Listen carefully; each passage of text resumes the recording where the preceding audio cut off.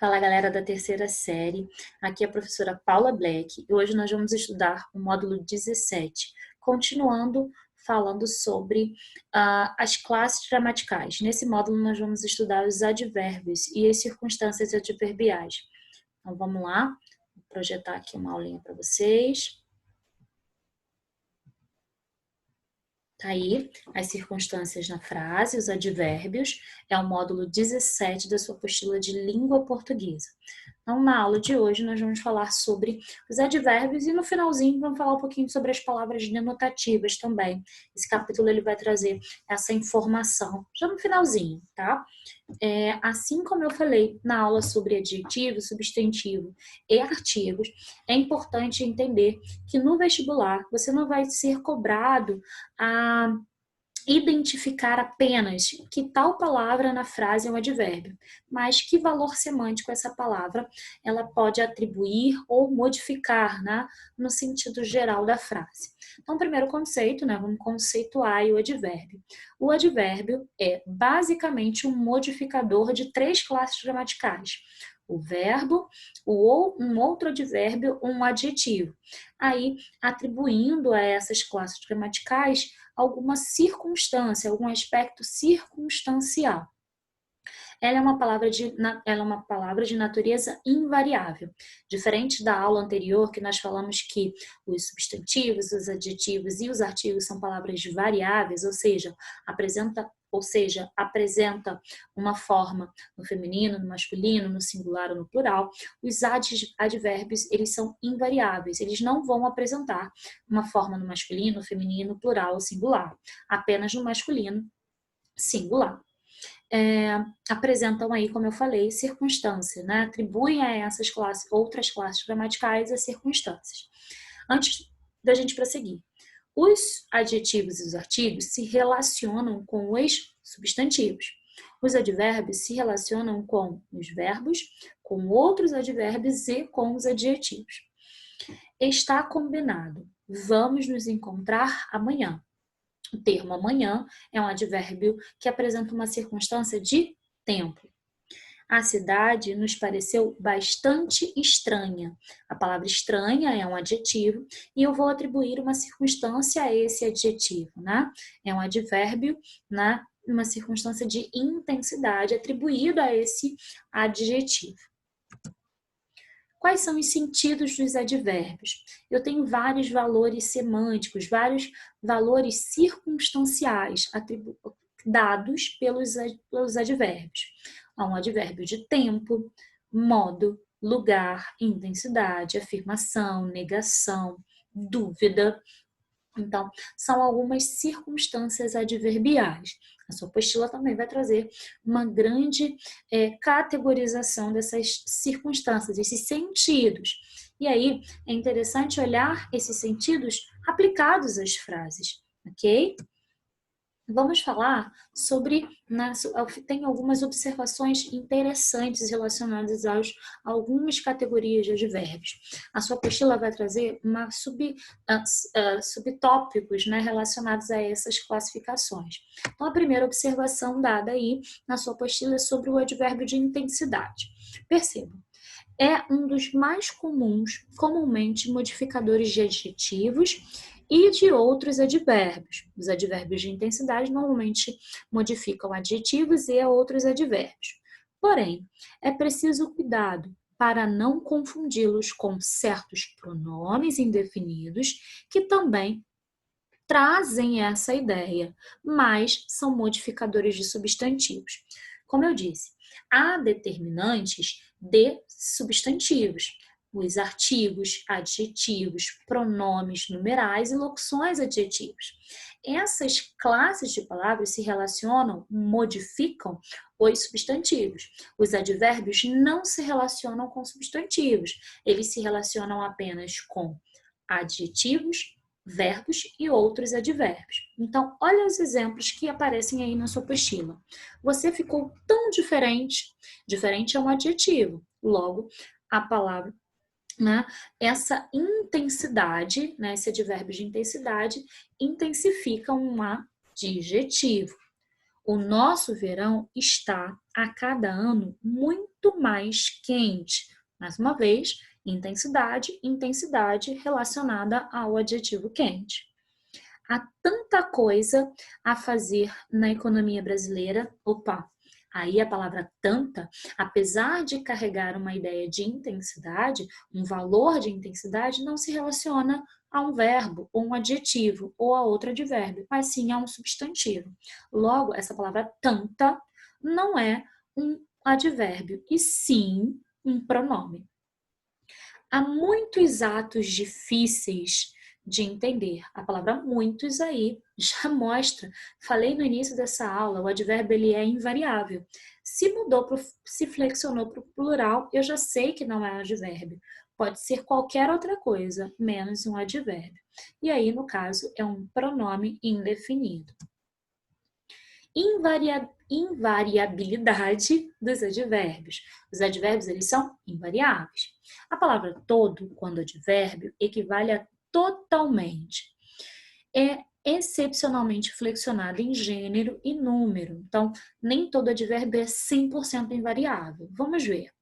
A presença do jovem na festa fez com que a moça ficasse toda confusa. A palavra confusa é um adjetivo. A palavra toda, então, só pode ser um advérbio, mas, excepcionalmente, essa palavra ela vai se flexionar no feminino para concordar com o adjetivo que também está no feminino. Os advérbios podem apresentar variação nos graus comparativo e superlativo, acompanhando nesses casos a estrutura sintática vista para os adjetivos. Se você assistiu a aula anterior aqui no canal do YouTube, você sabe que os adjetivos, eles também vão apresentar um grau comparativo e superlativo. O mesmo vai acontecer com os advérbios. Porém, o que vai estar ali na comparação não vai ser um adjetivo, mas sim um advérbio. Todos andavam devagar. Pulei aqui o exemplo. Os mais velhos andavam tão rapidamente quanto os jovens. Percebam que aí eu tenho um grau de comparação. Porém, é um grau de comparação do advérbio rapidamente. O advérbio de modo é atribuído aí, esse modo é atribuído aos dois indivíduos, os jovens e os velhos. Todos andavam devagar, mas as meninas o faziam mais demoradamente que os rapazes. Mais uma vez, o advérbio de modo, ok? O advérbio bem e mal admitem as formas de comparativo de superioridade sintético, melhor e pior. Eu falei sobre isso na aula anterior, no vídeo anterior. Aquela aluna escrevia melhor do que escreve melhor que fala. É comparativo de superioridade sintético, porque eu estou aí comparando, né, comparando o ato de escrever. Então, a modificação é um advérbio porque é dado em relação ao verbo. O jogo começou pior do que se esperava. Emprega-se as formas mais bem e mais mal, substituindo melhor e pior, quando essas modificarem em particípios. Olha aí, olha o exemplo. Aquela música venceu o festival de rock, porque foi mais bem interpretada e não melhor interpretada. Né? Quando as expressões mais bem e mais mal estiverem relacionadas, né, a formas particípios, no formas de verbos no particípio, eu não vou usar as formas melhor e pior. O sufixo mente. Palavras como felizmente, infelizmente, francamente e outras podem, em certos contextos, ser considerados como advérbios modificadores, que contribuem no discurso para denotarem um posicionamento pessoal do emissor. Então, quando eu digo, felizmente ele chegou, essa informação ele não é meramente, não é um mero advérbio de modo, mas atribui a todo o enunciado uma um posicionamento pessoal em relação à oração que vem depois, à ação que vem depois. Então, se eu digo, infelizmente ele chegou, infelizmente ele veio, significa que eu não queria que ele estivesse, né, que o indivíduo tivesse chegado, que ele estivesse ali presente. Então, está mostrando, para além da classificação, felizmente e infelizmente são advérbios de modo, essas palavras, elas vão colocar na frase, né, um posicionamento do emissor. O sufixo mente, mais uma vez, né? O vocábulo somente e exclusivamente são visualmente consideradas palavras denotativas de exclusão. A gente vai falar um pouquinho das palavras denotativas já já. A paz não pode ser mantida à força, somente pode ser atingida pelo entendimento. Essa palavra somente, ela é considerada uma palavra denotativa de exclusão. Quando se unem dois advérbios terminados em mente, vinculados a uma única ação, o sufixo mente pode ser suprimido no primeiro. Quando eu digo assim, ela se exprimiu honesta e objetivamente. Eu não preciso colocar o mente nos dois advérbios, nas duas expressões, né? Honesta e objetivamente. Eu não preciso colocar. Eu não necessariamente preciso construir a frase dessa forma, né? Ela se exprimiu honestamente e objetivamente, né? Vai ficar excessivo. Eu posso colocar o sufixo mente apenas no último elemento. Advérbio ou pronome? É muito comum o aluno, né, ter dificuldade em identificar, mas eu já vou adiantar. Entre advérbio e pronome, o advérbio e adjetivo, a classificação, né, a classificação desses dois termos se dá pela invariabilidade do advérbio, né? Olha aí os exemplos. A palavra bastante. A palavra bastante, ela é variável e também pode ser invariável. Quando for invariável, ela vai ser considerada um advérbio e vai se relacionar apenas a essas três classes que eu estou falando aqui durante essa aula: ao verbo, ao adjetivo ou a outro advérbio. Já tenho bastantes problemas para resolver. Black, essa palavra é pronome ou é advérbio? Obviamente, se ela for para o plural, ela não pode ser um advérbio, porque o advérbio é invariável. E segunda forma de identificar é ver com qual palavra ela está se relacionando. A palavra bastantes está se relacionando com o substantivo problemas. Logo, se o advérbio não é um modificador de substantivo, a palavra bastantes não pode ser um advérbio, diferente da frase seguinte: quando jovens, eles eram bastante preocupados com política. Bastante está modificando o adjetivo preocupados, logo é um advérbio. Ele andou muito, a palavra muito é um advérbio. Ele andou muitos quilômetros, a palavra muitos está modificando aí o substantivo quilômetros, então não pode ser um advérbio. É advérbio ou adjetivo, né? Mais uma vez, você vai ver pela flexão. Ele, fez um movimento rápido, adjetivo, porque está modificando um substantivo. Eles chegaram rápido, é um advérbio, porque está modificando um verbo. Na verdade, ele foi bem claro, advérbio, modificando um outro advérbio. Era um dia claro, de claro é um adjetivo, porque está modificando o substantivo dia. Os dois discutiam falando alto, advérbio, porque está modificando um verbo.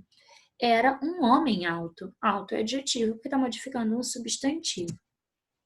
Advérbios interrogativos. Bom, como o próprio nome diz, são advérbios interrogativos, são usados em frases interrogativas diretas ou indiretas. Existem advérbios interrogativos que, a exemplo de pronomes interrogativos, podem introduzir interrogações diretas ou indiretas, exprimindo valor sempre circunstancial. Quando iremos a Salvador? E aí, a circunstância de tempo. Ele ignorava onde seria o encontro. E advérbio é um advérbio interrogativo exprimindo circunstância de lugar. Onde ou aonde? É sempre a dúvida, né? Quando eu uso onde, quando eu uso aonde. Mas é bem simples.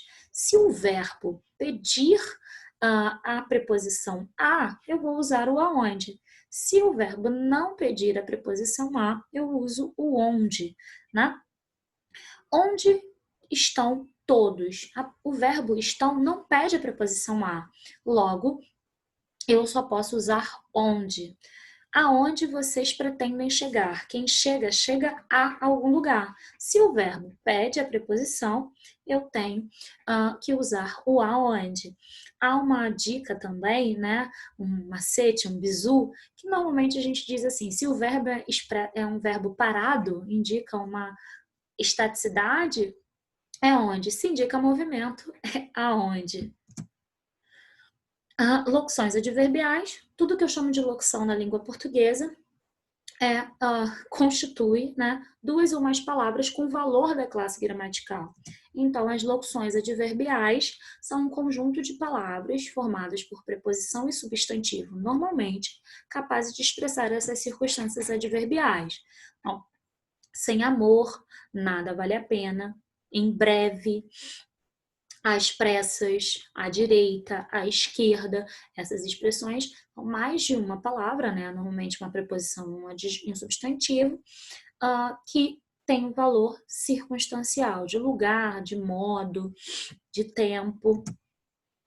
E aí, para finalizar essa aula, nós vamos falar sobre as palavras denotativas.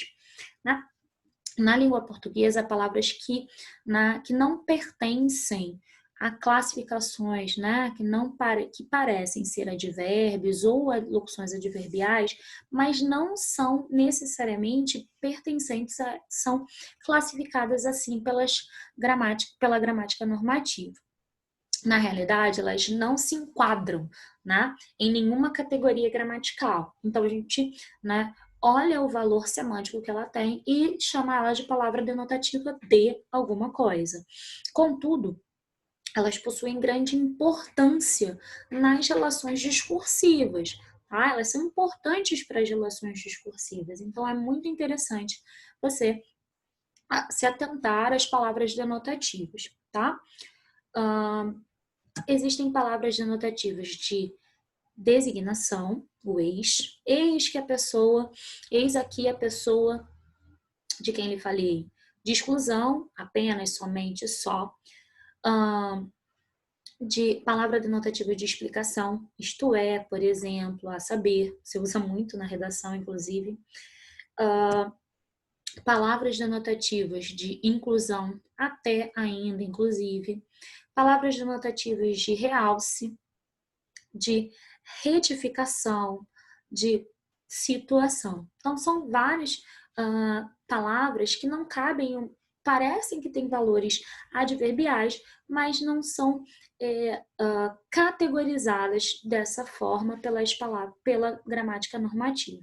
E aí surge essa nova categoria gramatical, né? Além das 10 classes gramaticais, a gente ainda tem as palavras que são importantíssimas para as relações discursivas, para o discurso, para as construções, né, sintáticas, mas que não podem ser categorizadas. Elas ficam ali sem uma categoria fixa, né? Elas têm mais valor, valores adicionais, valores de sentido, valores semânticos adicionais às frases, mas não são categorizadas pela gramática normativa. Então é isso, eu espero que eu tenha ajudado. Até a próxima. Tchau, tchau.